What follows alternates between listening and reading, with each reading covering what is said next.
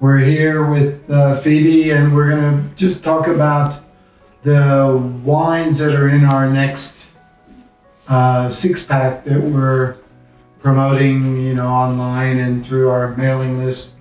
Sam, what are we calling the six-pack? It's the estate six-pack. So these are all wines from our single vineyard line. We're going to be trying a couple Chardonnays from the Mount Panorama Estate vineyard and Chardonnay from Bella Luna, which is behind us here, and two Mount Panorama Estate Shirazes, and the first ever Bella Luna Cab Merlot that we've made, which I suppose we are releasing now.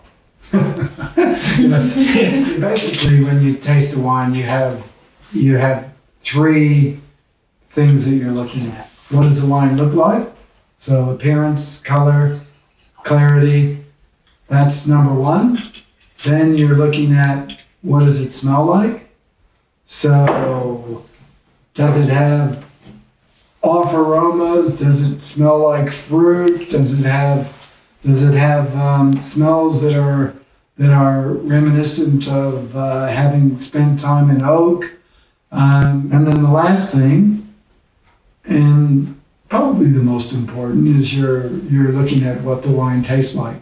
So how is it initially in your mouth? How long does it linger? Well, we are trying now the 2019 Mount Panorama Estate Chardonnay first. I'm seeing lots of, like Nashi pear, and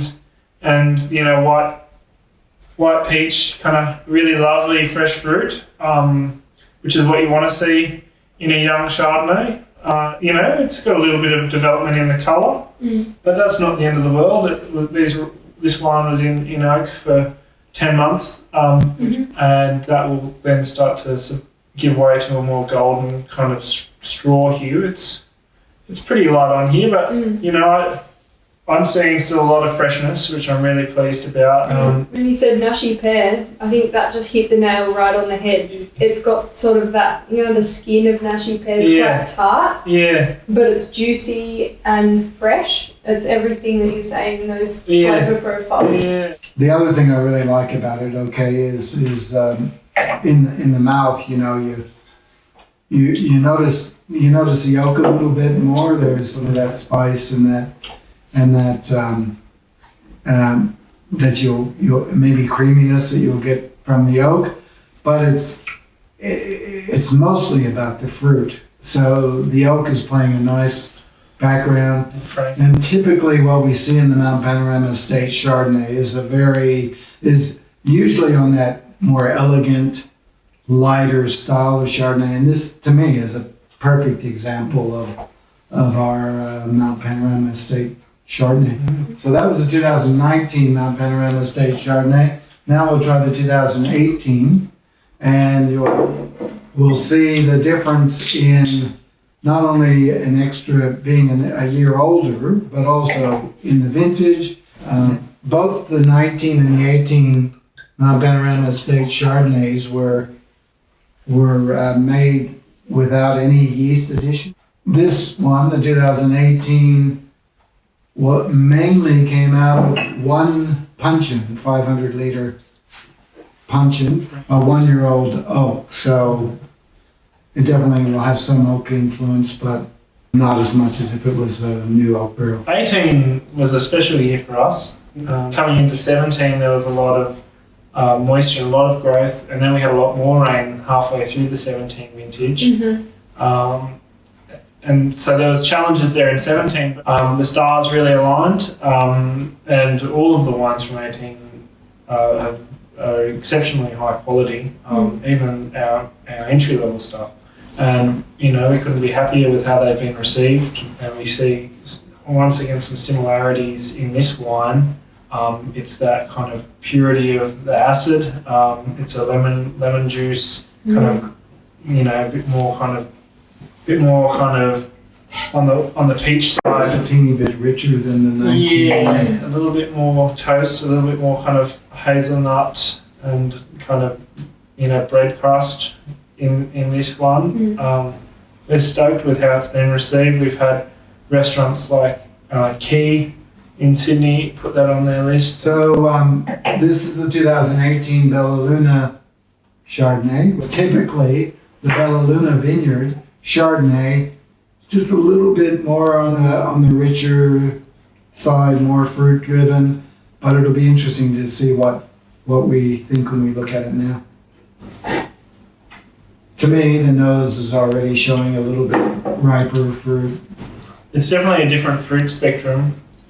Less kind of fleshy fruit and more kind of more green apple and it's that kind of racy but intense kind of kind of punchy kind of fruit, but also in Bella Luna because it's less fertile soil here. I often talk about the big counterpoint between these two wines is Mount Panorama is more of a vigorous site. We get bigger berries than here at Bella Luna, and so we see a lot more. I generally see a lot more kind of on the palate, more phenolics. Phenolics are textural elements, the tannins and things like that. So whereas this is a bit more defined, Mount Panorama Estate's more defined by fine, elegant, kind of good line. Bella Luna's defined, I see a lot more of influence from the skins in these wines. And that's kind of how I see Bella Luna, especially in 18, looking at the difference between the two wines. Well, I think I still see quite a bit of stone fruit, but I also see quite a bit of citrus. And yes, limey. And I would often say lemons and limes between Mount Panorama and Bella Luna. But the other thing I see, which I think is in line with what you were saying, is just a bit more in the mouth anyway, a bit more mouth feeling, whereas the Mount Panorama Chardonnay seemed to be a bit more about, as we said, kind of nice length, but just a really nice, delicate, fine length, whereas the Bella Luna just a little bit more flavor, and I think that's related to the phenolics or the tannins and the bitterness that are just a little bit more, and the acid, which maybe are a little bit more obvious in the Bella Luna. Yeah, it's got a bit of a zing. It's zingy on the tongue. Yeah. Now we'll go into some reds. First one is a 2018 Mount Panorama Estate Shiraz. All of the Shiraz from the Renzaglia line at this stage, not all of it, but 90% of it or more, comes from the vineyard at Mount Panorama Estate. Okay. So when we make the Mount Panorama Estate Shiraz, usually, we have an idea where our best fruit is, and then we always keep that fruit separate. Yeah, I think it's looking really good. It's got that lovely, fresh kind of,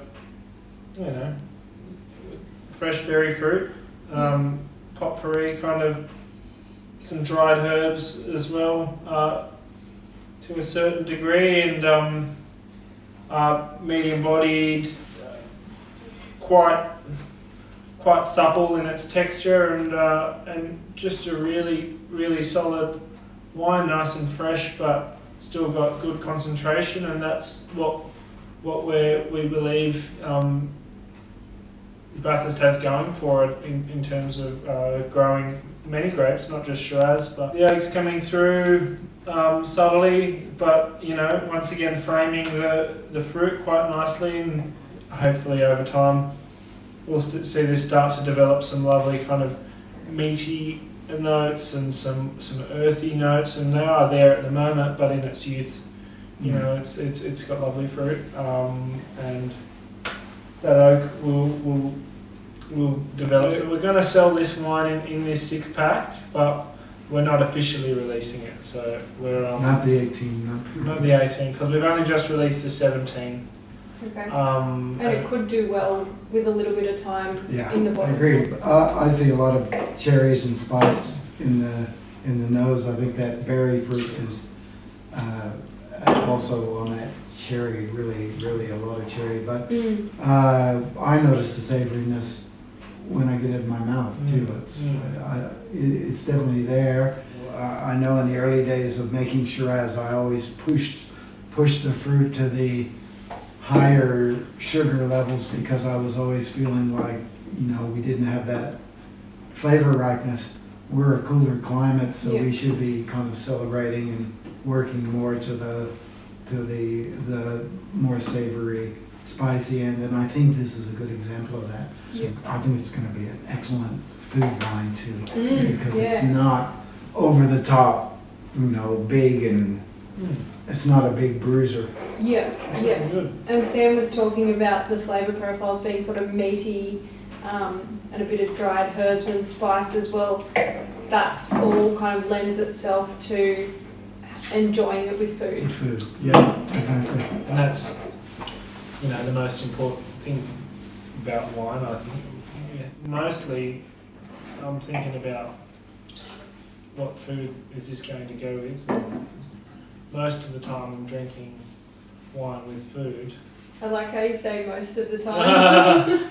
Well, sometimes you just need a wine after your coffee, don't you? Yes. Well, there's going to be some people out there that agree with that.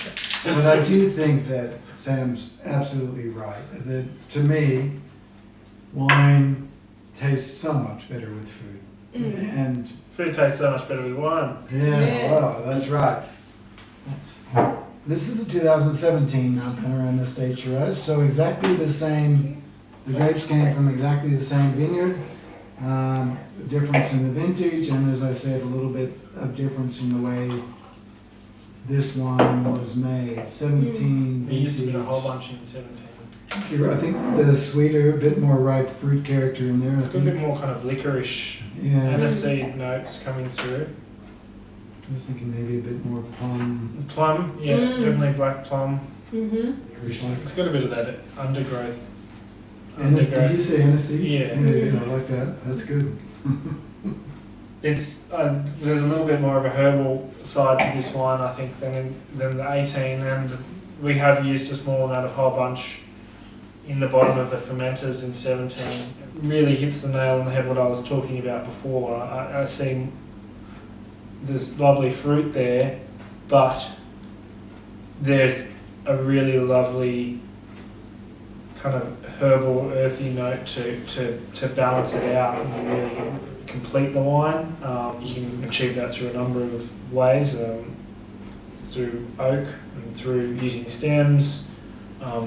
When you add sulphur, you can achieve that as well, I think. A little bit more full-bodied, this one, than. I think it's just a bit more developed as well. Well, definitely more developed, but it just seems it has more tannins. It has more everything to me, just in that body side of it. I'm not saying it has more everything that makes it a better wine. I'm saying it has more.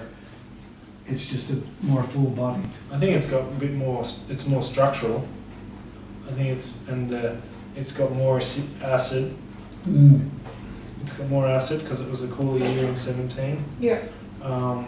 And it's also, it's very vibrant. Very vibrant.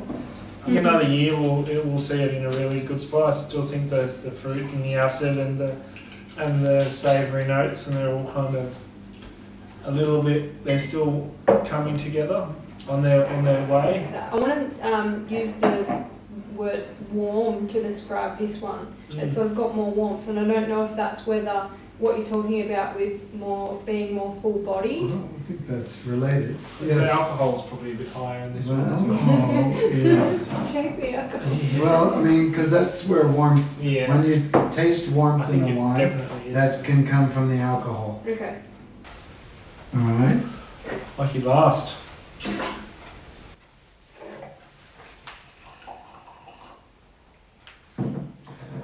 Okay, this is the 2018 Bellaluna Cabernet Merlot, and this is from our home vineyard here. We planted it in 1990. How old is Paul? 1997. So it's like 22 years old. Looking pretty good. It's got the lovely. Yeah, it's like once again seeing that plum, almost like on like the Mascherano cherry kind of character coming through. Some nice kind of precursors to cigar box Background tobacco, of leafiness, I was Yeah. going to say. which is lovely. And then that Usually we have a little bit of mint in the Cab Merlot, and it's there, but it's very subdued. but it's definitely got some good concentration, good complexity, and the oak's coming through nicely, but it's got plenty of fruit to carry it, and really happy to finally be able to have a single vineyard red to put alongside the Bellevue Chardonnay, which we've been making for so long.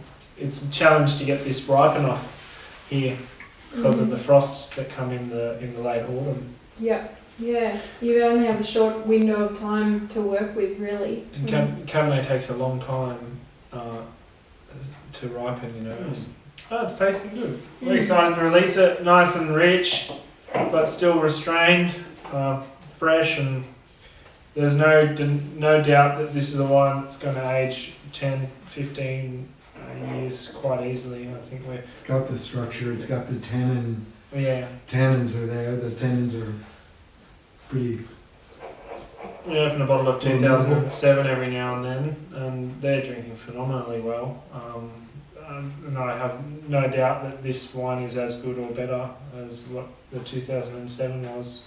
So this is definitely one that we're in no rush to get rid of, because we know it's going to got age a long beautifully. time. Yeah. So that's what we're going for with all these wines. Really, is wines that people can put in their cellar, and not that many people have cellars these days, but some people do, and they want to get one that they can put in the cellar, and we'd like to think that these ones would be pretty good candidates for that. Yeah. Single vineyard wines, that's right, that's what they're about.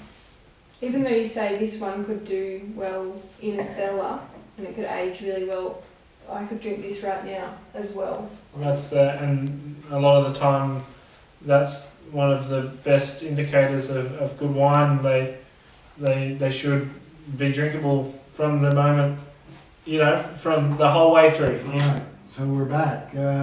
We just had a little break. So we're pretty much at the end, though. I guess we hope that you had a good opportunity to hear us talk about the wines in the six-pack, and I guess we should mention that the wines are these.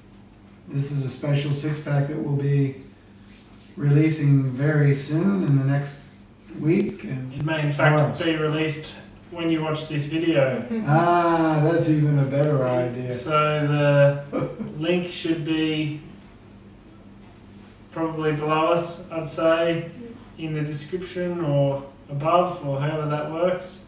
Right here. We're excited to give you a little sneak peek of the 2019 Mampanorama Estate Chardonnay and the 2018 Belleluna Cab Merlot and the 2018 Mampanorama Estate Shiraz. Feel free to follow us on Instagram or Facebook and keep up to date with any more of these kind of offers that come up. We'll make available some of our museum stock and more pre-release stuff and whatever's going.